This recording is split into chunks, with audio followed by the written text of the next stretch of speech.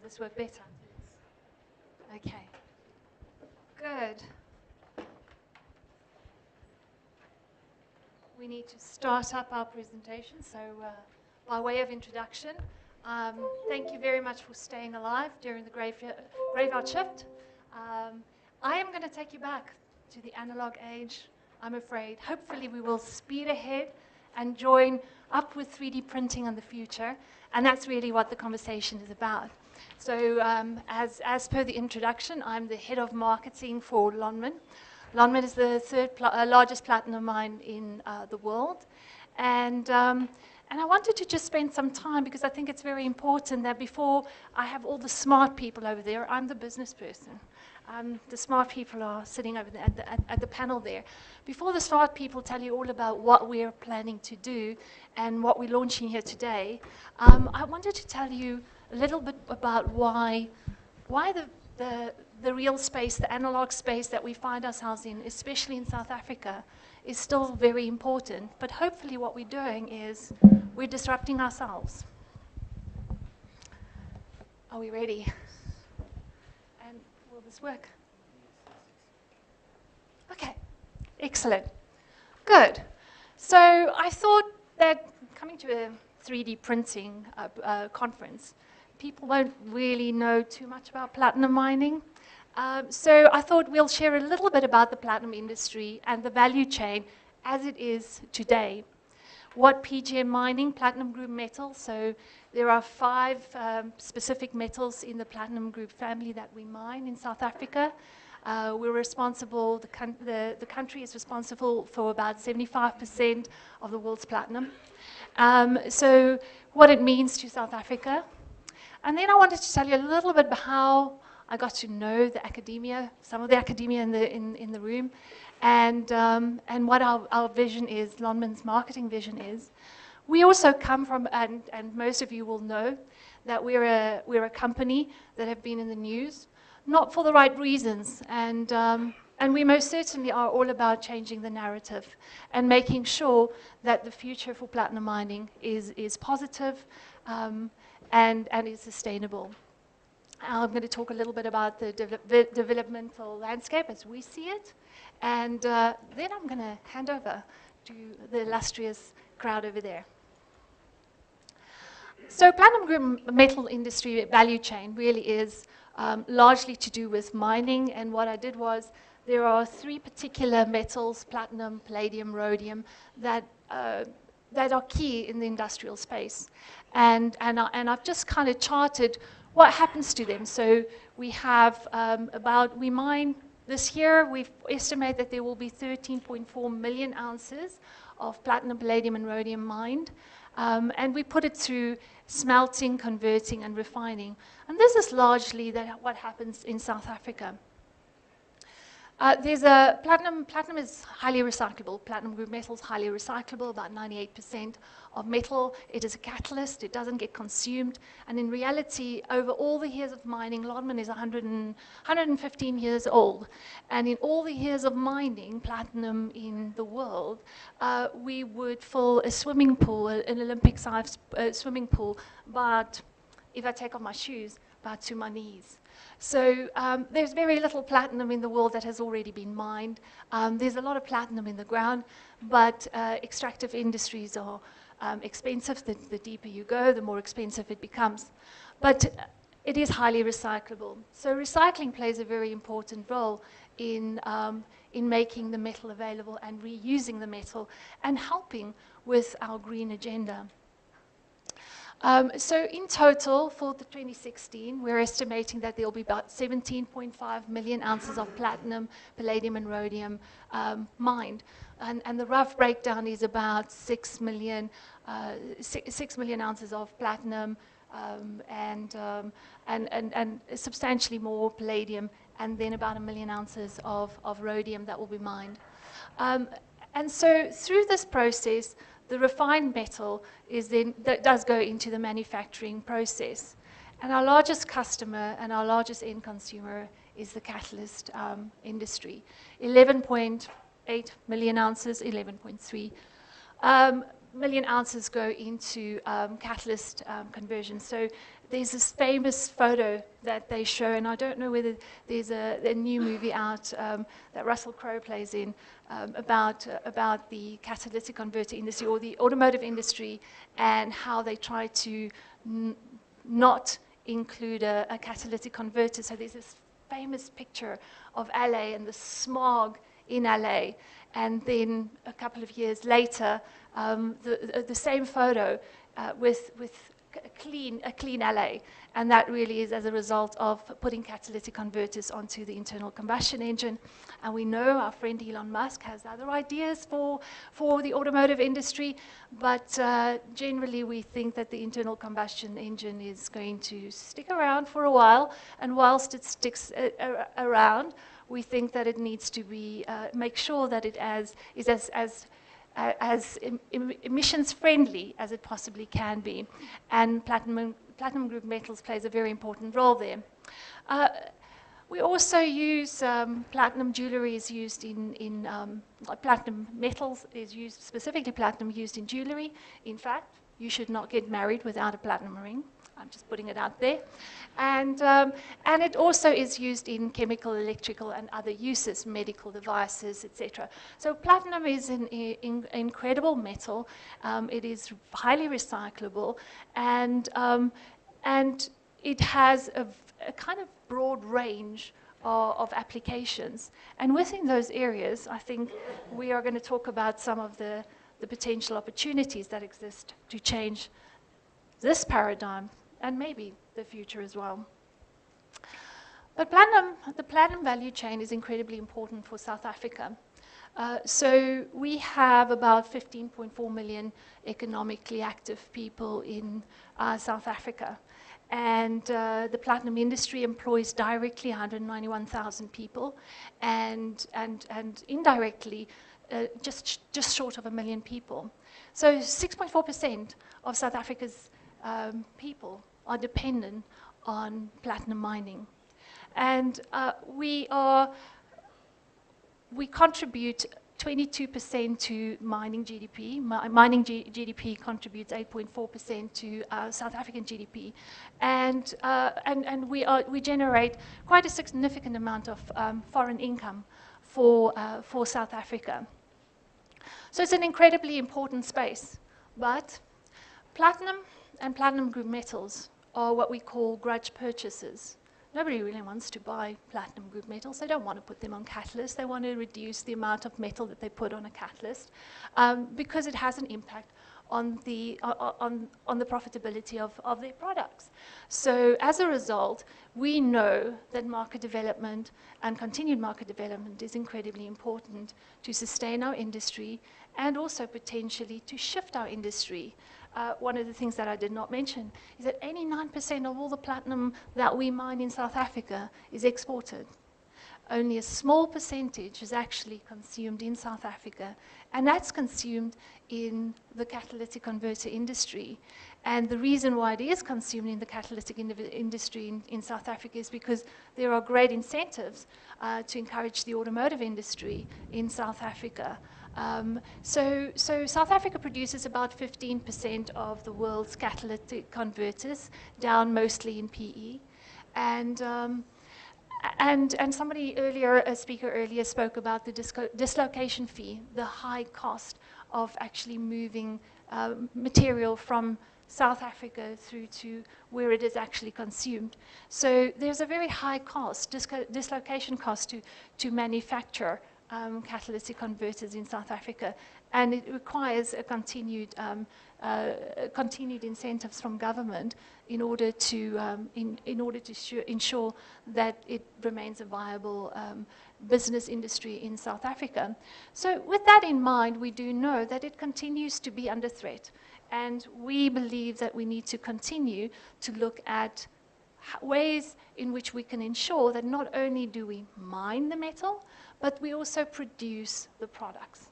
And I just used the fuel cell example. So platinum, if today's price for platinum is $979 an ounce, if you get $979 an ounce, you can get twice as much if you produce the catalyst material.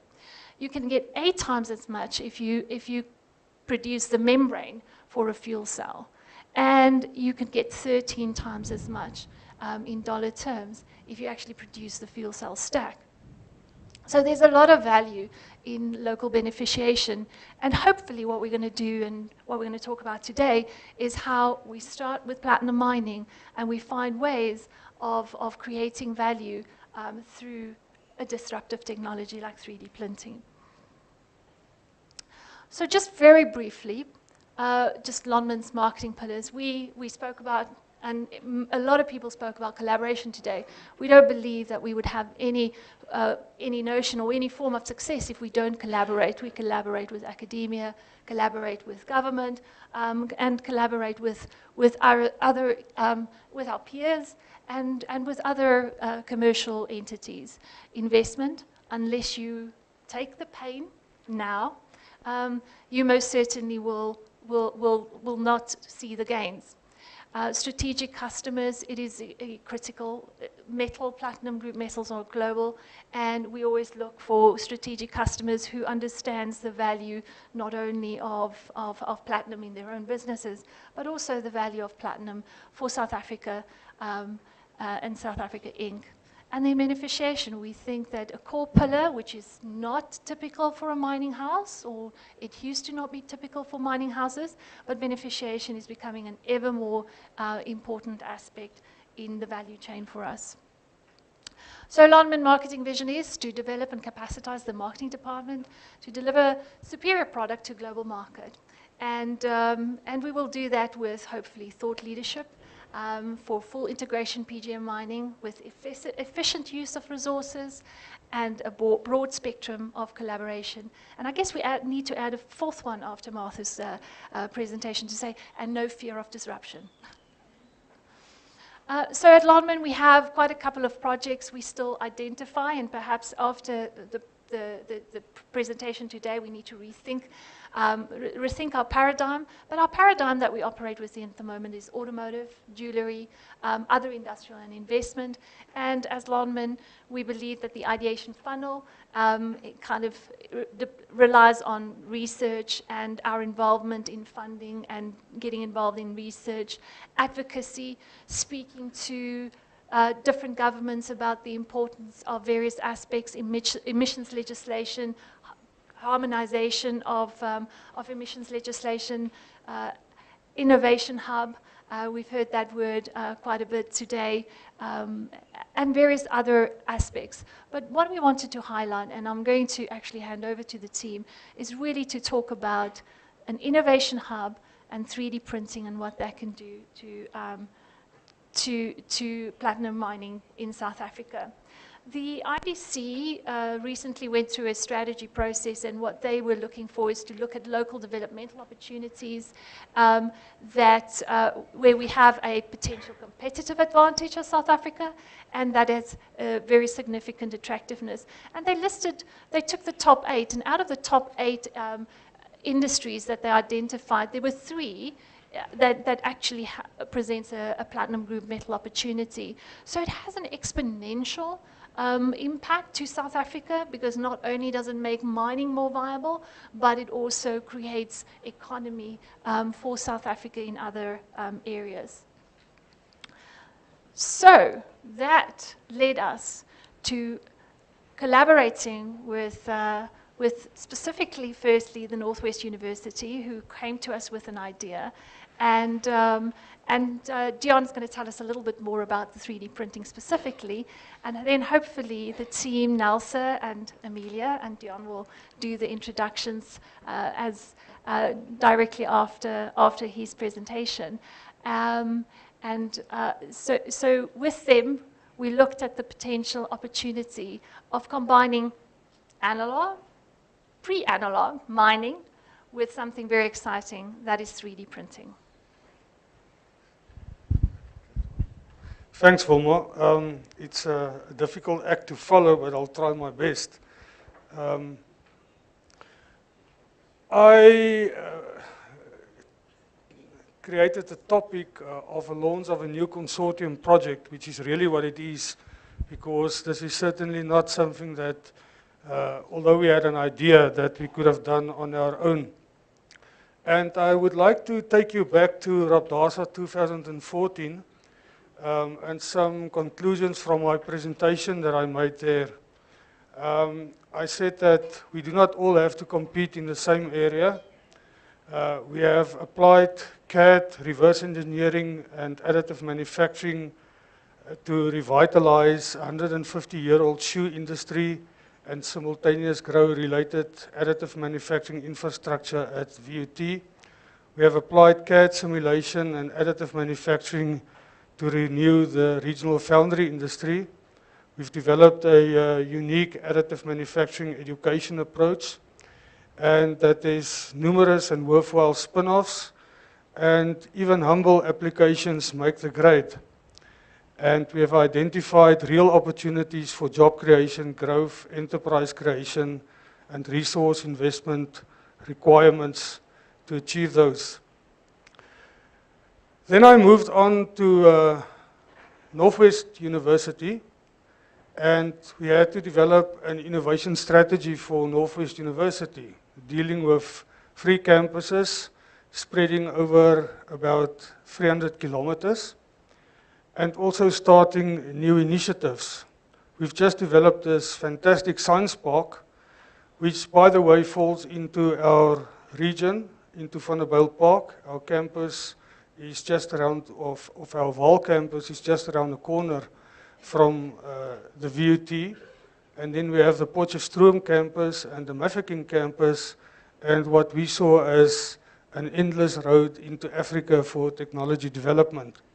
So we founded the Innovation Highway as a virtual science park, because science parks like this doesn't come cheap, and you don't regularly get funding to develop infrastructure, so we thought of rather developing strategies and projects than trying to fund bricks and mortar, which will now explain also why we have taken a different future outlook, and also going back to that everyone can't own everything, and we have to collaborate. We also in 2014 highlighted that we have the collaborative program on additive manufacturing, where we are specifically also experienced in design for additive manufacturing. We have the collaborative program on polymer additive manufacturing and the collaborative program on metal additive manufacturing. Now, if we take the metal additive manufacturing and design for additive manufacturing strengths, I said that watch the space. The Northwest University will still have to carve out its role in future additive manufacturing. But I also alluded to the fact that we have almost 94% of South Africa's platinum resources concentrated in what we view as our virtual technology space.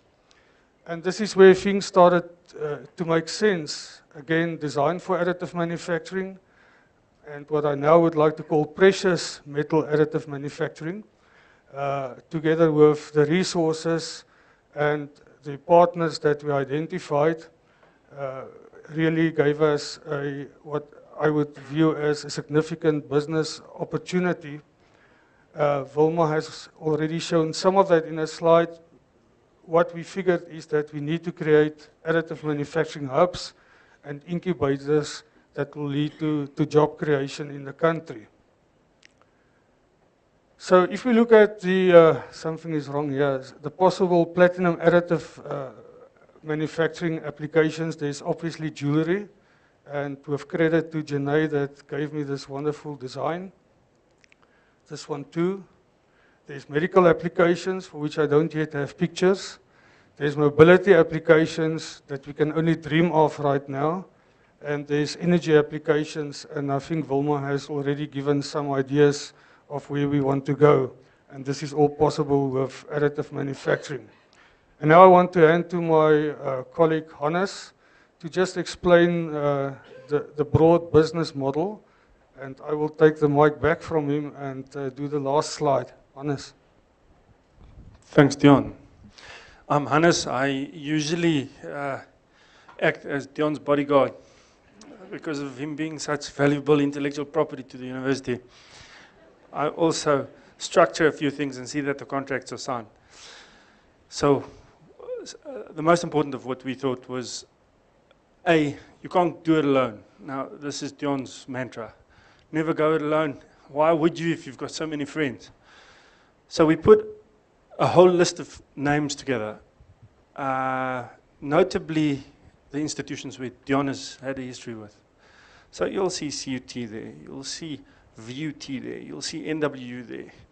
And then he hasn't, yeah, he's been at the NLC as well, for a stint. Years ago, wasn't it? Yeah, but we've got friends at the NLC, and we see them as part of this. And the question was, what are we going to do? We want to actually play with platinum. But any financial director in platinum will get a stroke right now, because when you play with platinum, the numbers are like cell phone numbers. It's very expensive, and the normal university in the street would not be able to play. So we said, why don't we put an incubator together, sort of a cluster, in a secured environment. We had a discussion with Lonman, and they said, look, this makes total sense, especially if it's under their control in the high security area. And they do have one in a mighty town called Brakpan. I may just introduce you to someone who was born in Brakpan, and that is just a coincidence. There's no street named after him yet. But when they see this, he's going to be the mayor. We have friends in different areas around this. We had a very willing and able Lonman. We had a very excited group of researchers, knowledge partners. And we said, well, we can do something in a way that keeps the risks at bay. Put an incubator in a place where the platinum doesn't leave.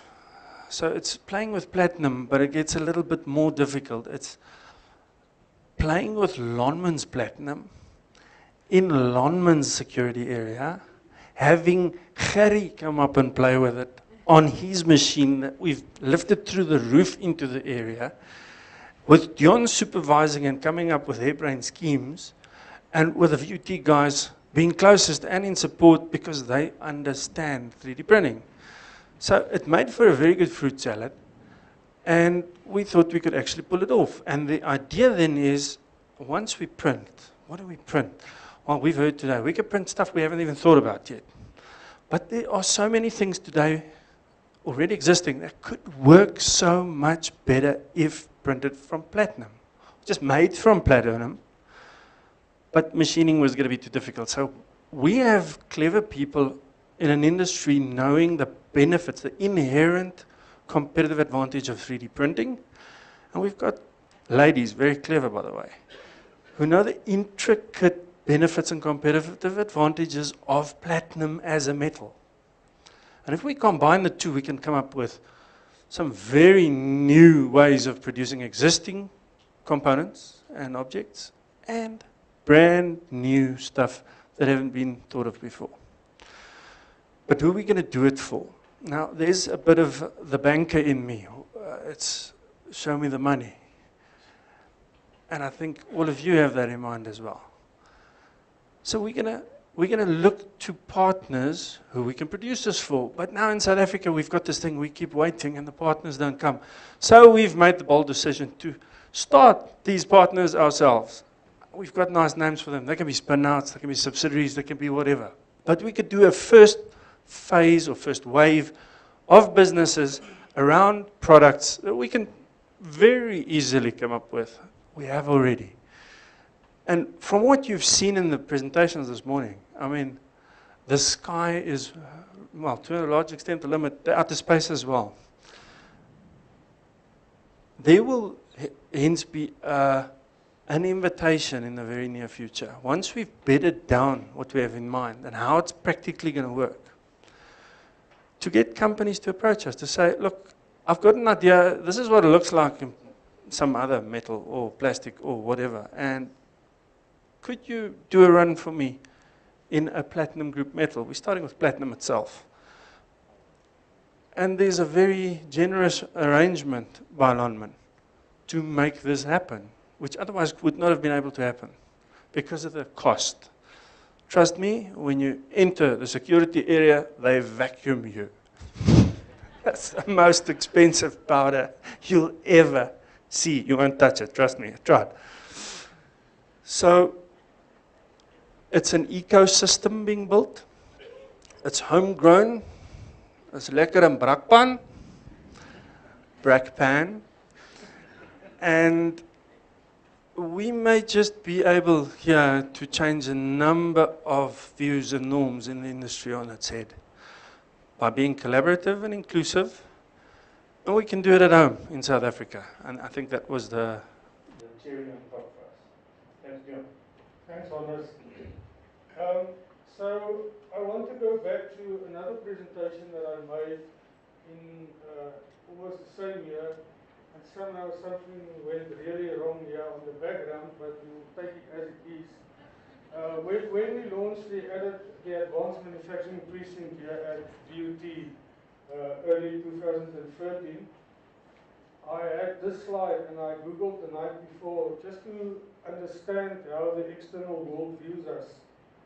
You know, and I came along this timeline of South Africa's great achievements. And there was President Nelson Mandela and President F.W. de Klerk, which were awarded the Nobel Peace Prize. In 1994, we had the first democratic election. 1995, I think, we hosted the Rugby World Cup and won it. 2003, Charlize Theron won an Oscar, and that made South Africa famous. 2010, we hosted the World Soccer Cup, and I think, I can't remember the year, and I really cannot read it, but we won 3 gold medals at the London Olympics. So we said, what if we change this into technological events? And I'm not a futurist, nothing like what Peter did this morning, but some of these that we predicted then became true. We said, what if we have fully functioning, and we're almost there, the world's largest additive manufacturing system in 2015. We would have 2016 customized approved medical implants.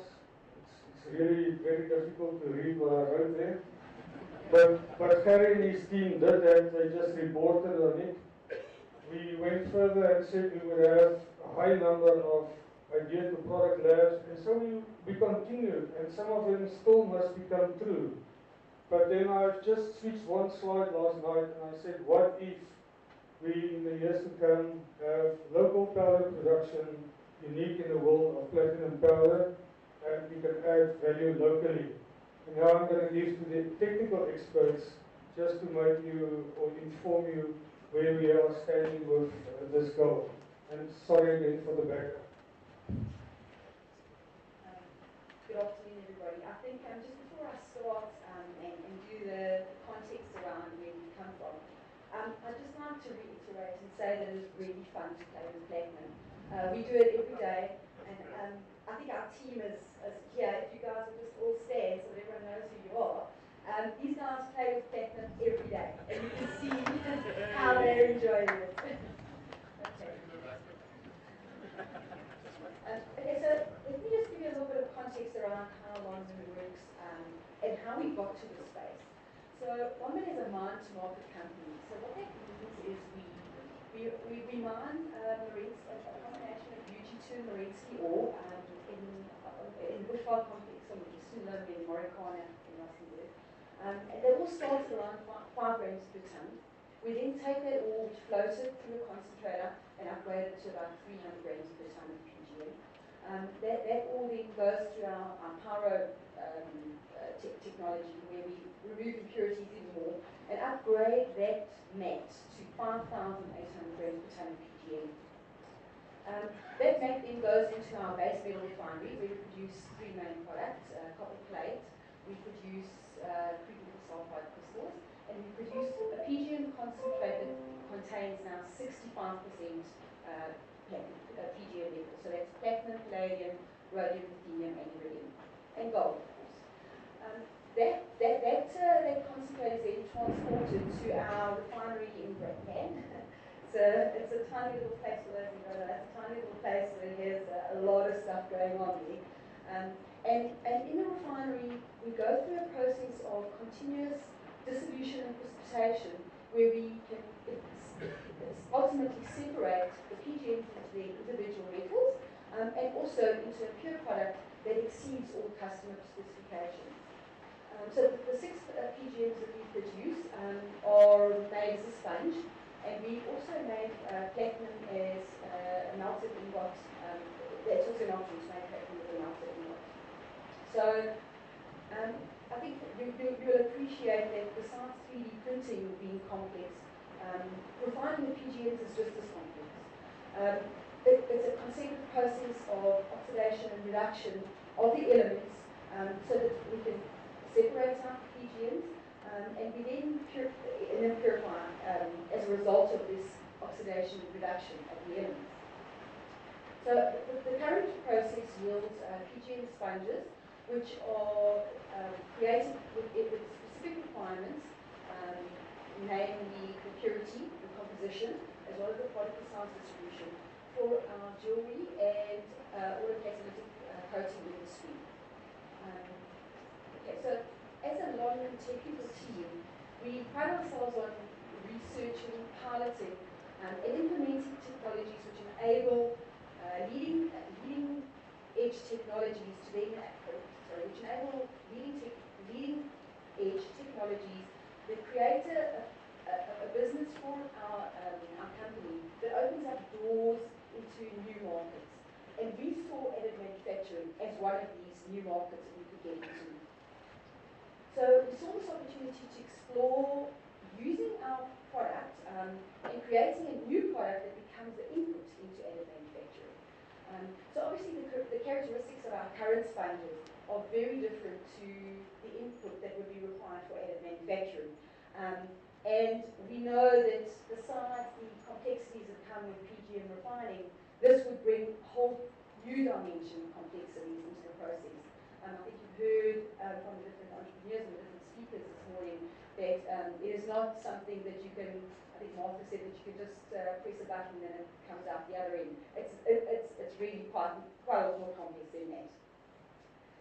So what we want to do and what our aim is to do is to take this research and really work on it so that we can be in a position to be producing powders in the new year, possibly. And it's quite important that we time this really, really well because we'd like to produce or have the production of these powders to coincide with the launch of our additive manufacturing incubator at our refinery in Brakpan. Now you'll probably say, why Brakpan? It's a place that nobody knows about. But the actual current site there is so perfectly suited for additive manufacturing. So the site there is already OSHA compliant. We have all the accreditations for ISO standards. Our security protocols are state of the art. Our training protocols are really good. We also have an accredited lab that can analyze our products as well as the new products and powders on site. So for us, we saw this as the perfect area that we could create a learning environment as well as development of our local community in additive manufacturing for jewelry, medical industry, industrial prototypes, and like I think Martha said, things out there that we haven't even thought about yet. So I'm just going to tell you a little bit about the powders and stuff.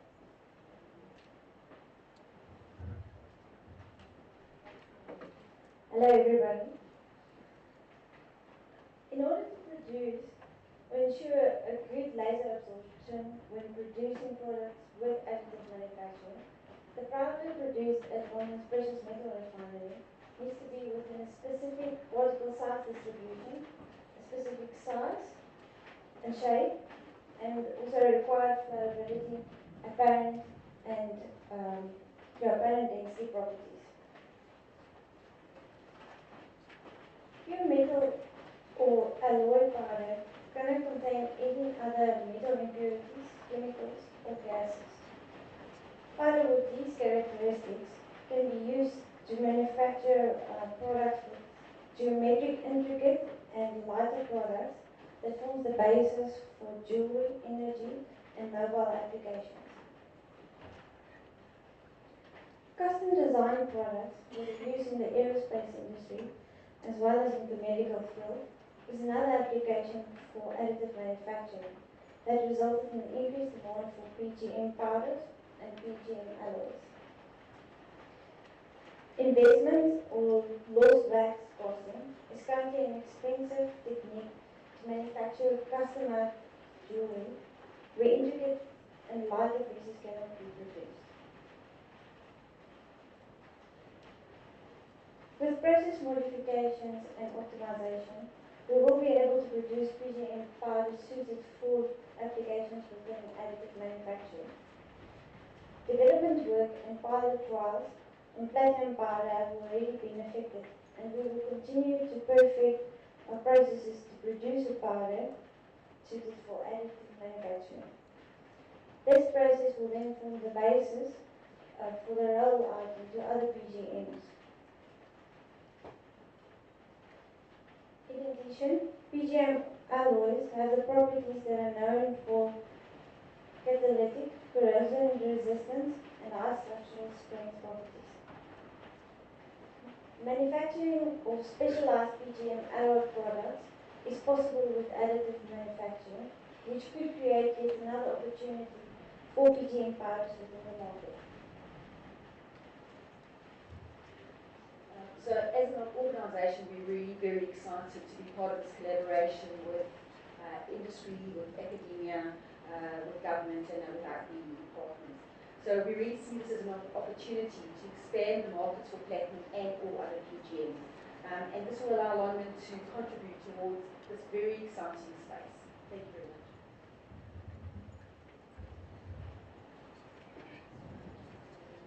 Thank you very much. So we participated also in the project.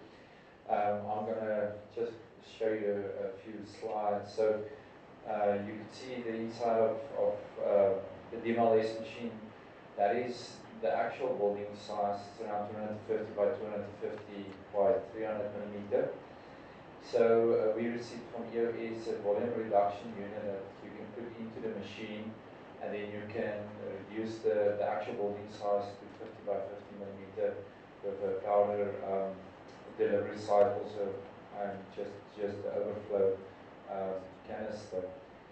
The challenge was we didn't know that it will fit in our machine because it was developed for the M270, and as you can see, maybe the one night hammer, I mustn't say that very loud because the EOS people are here.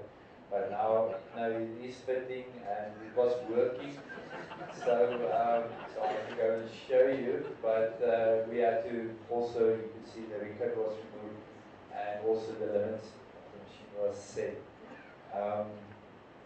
Just on the initial test that was done, so you can think, and I think we will spend some more time optimizing the parameters.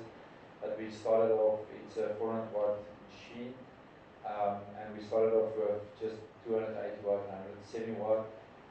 That is very close to the titanium the parameters that we currently use. The melting point is quite similar. And just to play, to start off somewhere with scanning speed, dash distance, and then also the layer thickness.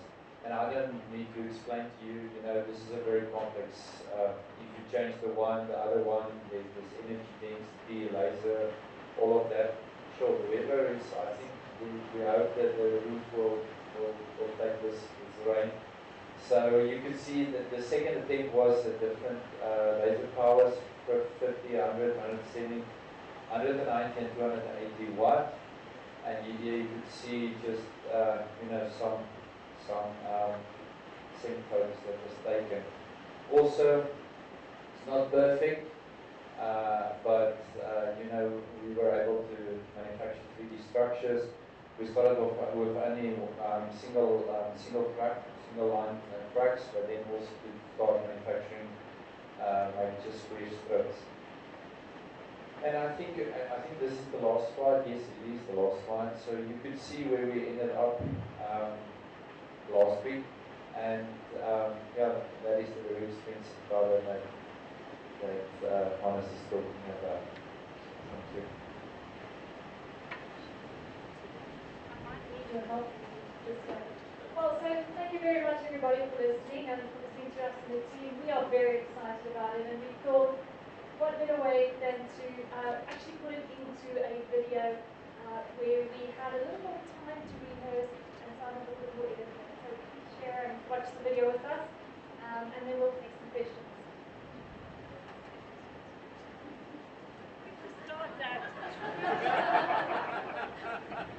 Wilma said, coming together is a beginning, keeping together is progress, and working together is success. We are very excited about the opportunity, progress, and indeed success of the collaborative journey that we've embarked on.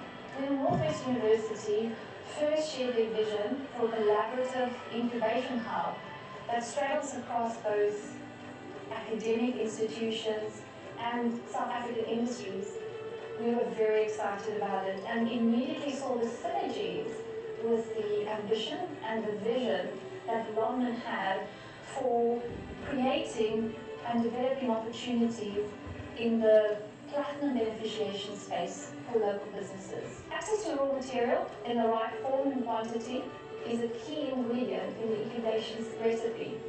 In this first phase of our collaboration, we embarked on the production of high-quality platinum powder.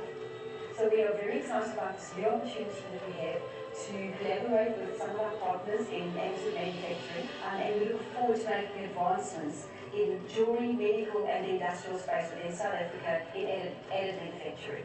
Platinum printing is not without its challenges, and during these past couple of weeks, we've understood that the platinum needs to be of a certain shape.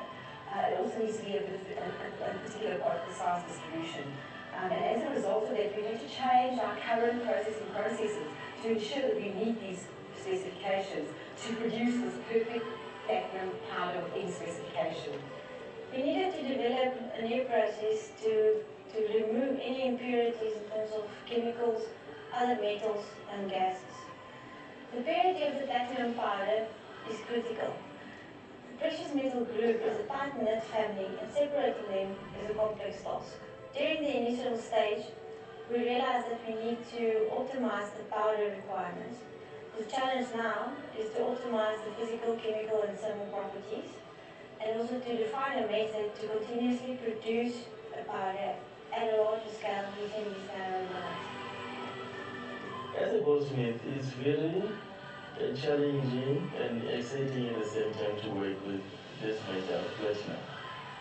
And because of the complexity of the structure of the metal, we become so restricted to showcase our talents and to design intricate designs. And this kind of collaboration will assist most jewelers to showcase their talents and be free to go wild with their imagination. The Center for Rapid Prototyping Manufacturing was established in 1997 as part of Mechanical Engineering Research Division. And from there, we realized that the technology can offer a solution to industry as well.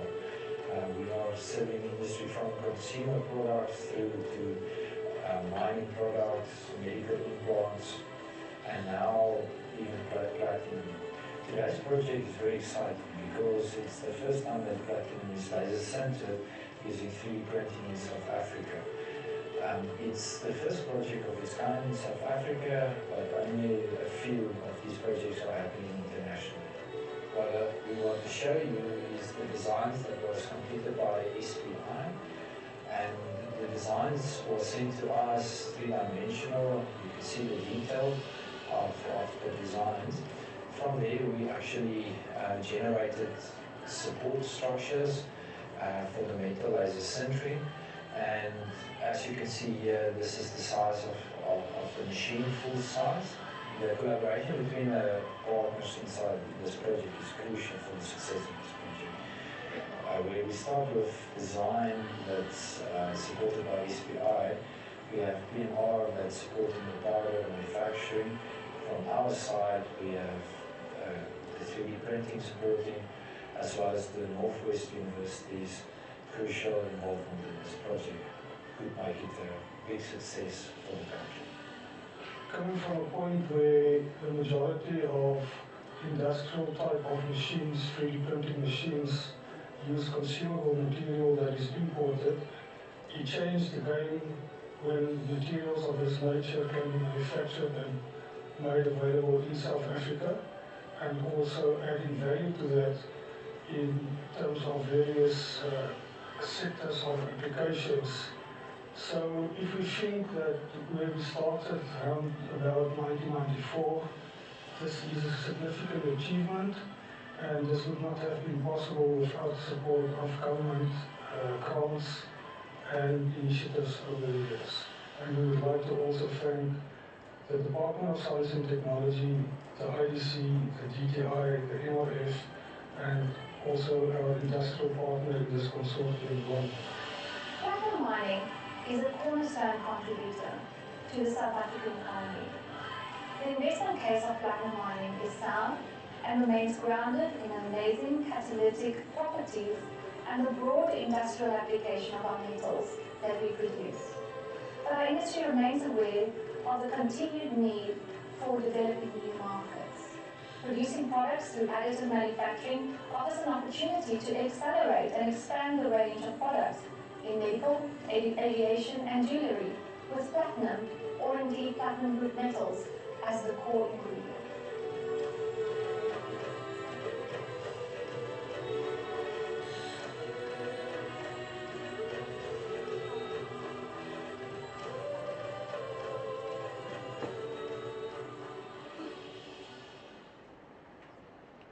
Ladies and gentlemen, join me in thanking Wilma, Deon, and the team for a really interesting presentation. And I think because it's probably too wet to walk over to the exhibition area, we've got time for a question or two. If anybody's got any questions they'd like to ask about this new venture.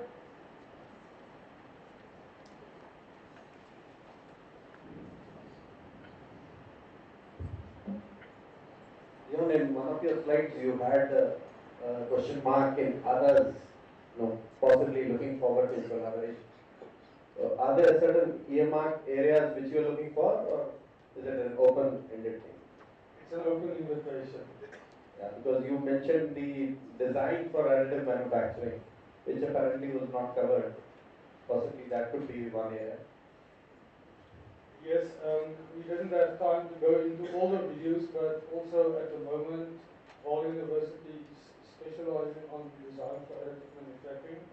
So that's already partly covered, but the business model showed by Wilma will be an innovation hub in their refineries in Rotterdam, but then also connected to a hub and spokes model to design centers which we see all over the country. So there's really no limitation. And also on this PGM you have, we could not talk anything about GM, I mean the other metals in the group. It was entirely platinum. So there is a host of other elements which could possibly be taken out. Well, specifically what we mine and what we extract is platinum group metal. So the other GMs is palladium, rhodium, ruthenium, iridium. And at the moment, the team is still working on platinum and making sure that that powder is purified. But most certainly, we want to do all the other metals.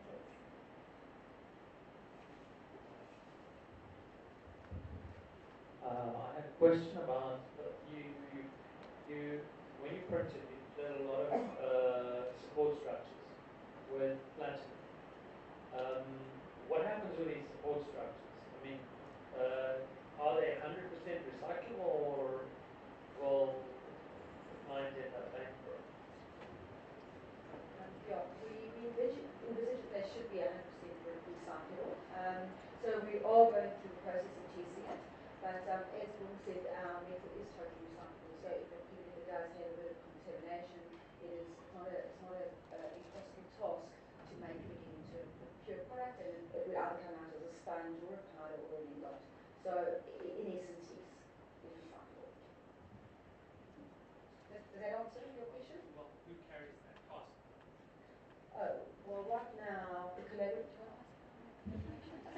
define the business model. So whilst we are actually in this incubation stage, it will be longer.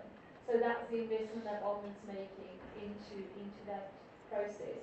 But most certainly once, let's assume an incubation hub spins out and becomes commercial and the printer stands somewhere else, it will now have platinum group metals available for printing, will make product, we send the structures back to a company such as ours to have it recycled. That comes with a commercial cost. So those are factors that you would have to work into your costing.